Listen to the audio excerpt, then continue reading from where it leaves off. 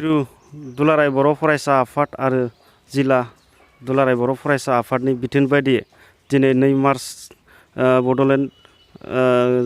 Bodoland movement डेजों लोब्बा लाखिनानै बिथांमोना हाबाफारि लानो खावलायनाय लेखा जोङो दिनै बिटिआर गोरोबथाखौ बरायनाय बायदियै जोङो दिनै बाइक रेलि लानाय जादों आरो बे बाइक रेलिखौ जोङो मोनफ्रोमबो गामिनिफ्राय गं 10 जोङो बाइक हांख्रायनाय जादों। बे लेखा जोङो मोनफ्रोमबो गरेस्वर दख्रा दुलाराय बर' फरायसा आफादनि मोनफ्रोमबो गामि गामि हाबलांनानै दिनै बिटिआर गोरोबथाखौ बरायनानै जोङो गामिजों जोंनि गोजोन बिटिआर गोरोबथानि गेजेरजों गोजोन आरो खौसेथिखौ लाबोनायजों जोङो दिनै बाइक रेलिखौ लादों। बेखिनियानो।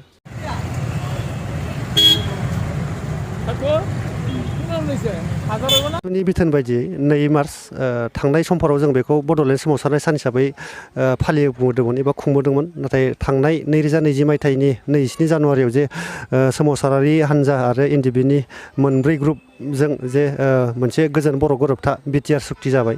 दा बे बिटिआर सुक्ति जाखांनायनि उनाव दिनैहाय 2 मार्चखौ जोङो बिटिआर गोरोबथाखौ बरायनायजोंनो लोगोसे गोजोन साइकेल हान्जा सुरनाय हाबाफारिखौ जों दिनैहाय लादों। बेवहाय जोङो सुबुंखाता दख'रा एबसु हिसाबै मोन 40टा बर' गामि दङ। दा बे मोन 40 गामिनिनो जोङो मोनसे गामियाव सा 10 साइकेल सलायगिरि लिंहरदोंमोन।